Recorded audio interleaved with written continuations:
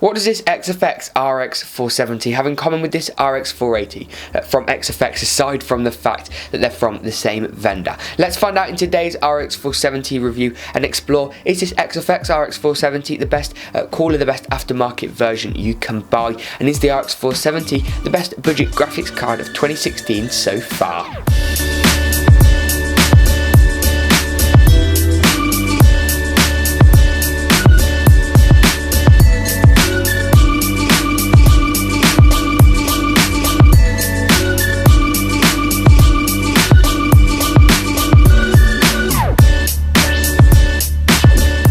Welcome back to another GeekaWhat video, and today I'm reviewing this. This is the XFX RX 470. So with any review, let's kick it off with a physical overview, then get into some performance, my opinions, and that kind of thing. On the front we have hot swappable fans, which is the main difference in this version versus the old iteration. Now these fans are really easy to be removed and installed. To remove them, you simply need to unclip the two clips on either side of the fan, and it will pop straight out. To install the fan back into, or to install a replacement fan, for example, all it is lining the clips up once again and lining those that metal strip on the fan, which is going to communicate with the metal strips on the extended PCB, and it's a simple case of clipping it in once again. Those metal strips and metal notches on the extended PCB of the graphics card will transfer power between the two. Now some people might not be best pleased that this isn't RGB, for example, that you can't get add-in fans that can actually do the full 16.8 million colour spectrum, and instead only ones that do solid colours such as white, blue or red.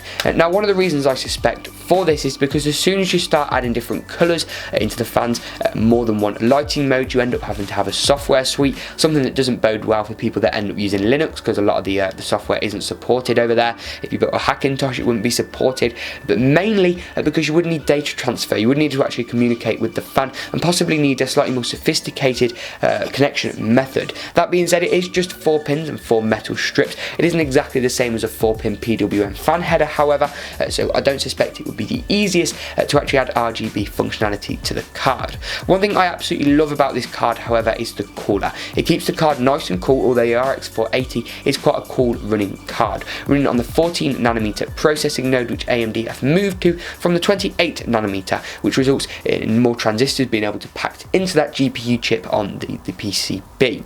The cooler is really nice. It's got 3 large copper heat pipes, and the job of those copper heat pipes, they originate and come from the heatsink right above the GPU unit itself. It's just slightly bigger than a CPU would be, and that actually spreads all the heat around across the whole of the metal heatsink to be dissipated then by the fans on the top. Aside from replacement fans, however, another use that I can see of removing the fans is to be able to clean the heatsink of the card. The heatsink job is to basically split all the heat up into loads of little metal strips to make it easier to be cooled by the fans on the top. If you've got loads of dust in the nooks and crannies and the gaps between those two kind of heat fins, you are going to see ultimately less performance. It isn't going to be enough to spend another £100 on a graphics card, but this isn't another £100. It's actually cheaper than a lot of the RX 470s I've seen, and even cheaper than the Asus RX 470 I looked at a little while back. That video available right now in the cards section in the top right hand corner of your screen. Going around to the back is easily my favourite. That's what she said!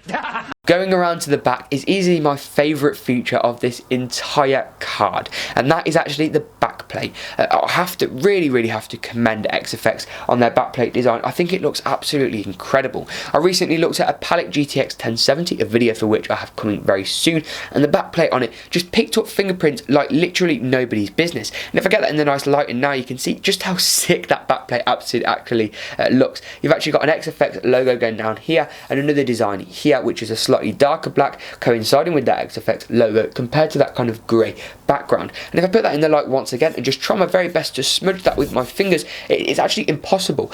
The backplate on this card is just incredible. Technically, structurally, the backplate isn't really needed. The card isn't going to sag, it's not a particularly heavy card, and the backplate probably adds quite a significant amount of weight to the card because it's all metal and it's quite reasonable thickness. That being said, it is a nice addition and aesthetically it's great. great. It will help to dissipate some of the heat on the top. However, there are two sides of an argument for having a backplate. Some would say the backplate traps in the heat created on the other side of the GPU. You can see the 4 GPU screws here. However, some would also argue that the transistors will conduct with this metal backplate, spreading out the heat, making it easier to be passively cooled by your case. Either way, the backplate isn't really going to degrade performance or increase it in any tangible way, so it's nothing to worry about. I just think it looks really great. The second thing I love about this card is the I/O. One of the gripes that I had openly in my review of the Asus RX 470 was its I/O, and maybe I thought that was because of maybe the restrictions AMD had put in place, but it wasn't.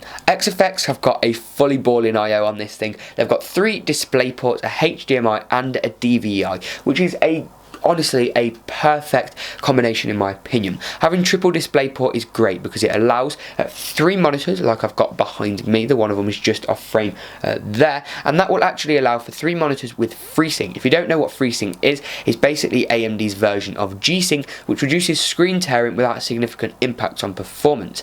AMD have recently passed technology to allow FreeSync to be transferred over HDMI. However, many monitor companies are still catching up, and having 3 of these DisplayPort connections is really nice. Not to mention a DVI connection is great. DisplayPort can be adapted to pretty much anything for literally like £2 or £3, $3 or $4 on Amazon.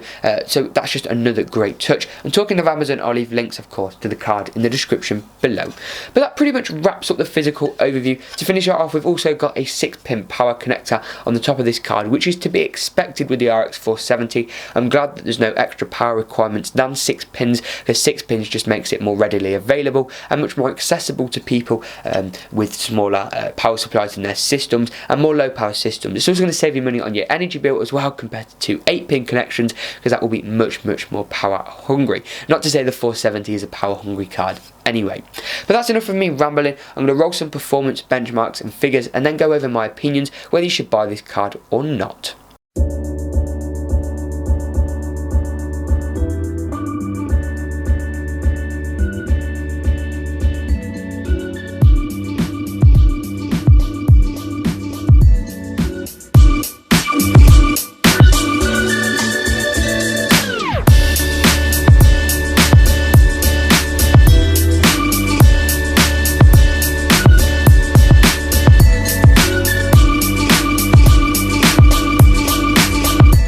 So I actually saw the performance there was pretty impressive. If you go back and compare it against the Asus RX 470 from my last RX 470 review, you'll see the performance is very similar, and it's bound to be. But one thing to note is this card is actually quite cheap. Whenever I do PC builds, I end up using XFX cards. I always link to you XFX cards, and I can see many of you actually click the links to XFX cards on Amazon in the description of my videos. And the reason is because when you have the same GPU, ultimately the GPU in this is exactly the same as the GPU in the Asus card. The silicon lottery will play a factor and things like that, but it's the same design. It's designed by AMD. It's an RX 470 GPU chip. It's got the same amount of VRAM and ultimately perform very similarly. You can pay more to get more features. That card had RGB lighting on the logo. It had 16.8 million color spectrum, which is great. It syncs to music, which is great. However, realistically, how much of that is you going to use? If you're going to use that and you're building a system that would suit that, then that's obviously the card for you. I'm not going to stand here and say that this is the card that you should buy, because it may not be the card you need to buy. I think the RX 470 sits very competitively in the market. The 460, in my opinion, is a bit low power for certain applications. For example, when you're playing games and you want those high settings, you are going to have to sacrifice ambient occlusion, textures, a bit of anti-aliasing, and some frame rate when you look at the 460. Head up to the 470, you can get high to ultra settings, 60 frames per second with a bit of anti-aliasing, textures turned up a little bit, and it just is a significant jump between the two cards. There is a price difference there of course as well, and these RX 470s still aren't the cheapest cards on the market, especially if you look back to 2 years ago to something like a GTX 750 Ti, which would very much in the modern day be compared to this RX 470. It's a really nice card, and I have to commend XFX for the continuity between the two cards. This 480 here I've just taken the fan off of and put it on the 470, and it fits exactly like a dream, like a charm. It's the same design of fan on the two cards, which is nice because it's good to see they're taking this hot swap fan kind of idea and concept nice and seriously. Cooler Master did it with their Master Case 5, bringing out more accessories and providing XFX maintain their promise to add more fans onto their graphics cards, providing those LED fans that people buy work good. The longevity in them is nice, and the cooling performance isn't sacrificed for those LEDs. I think these cards will do very well, and they fit in at a very nice price point. The backplate for me here is a massive selling point. I think the backplate looks absolutely amazing, and it just gives the card a much more premium feel. If you head up to the 480, which I'll have a video of later in the week, you'll get LED illumination on the logo, for example. You'll also get some more better kind of impressive features, but the I/O on the two cards is the same. The power on that one is slightly more, but it is a more powerful GPU, and I like it when companies bring down design features and practical features from their higher end cards to us more budget consumers, to people with a little bit less money to spend, and I have to commend XFX for that. But if you did enjoy this video, you know what to do. Please do drop a like rating, and of course subscribe. Maybe click the Amazon links in the description below if you would like to have a look at more details on this card, or even pick one up for your system. And do let me know if you do so, if I can even speak. It's getting to that point in the video, 22 minutes into the current take, one of 3 I might add. So yeah, I hope you did enjoy this video, and as always, we'll see you in the next GeekaWhat video.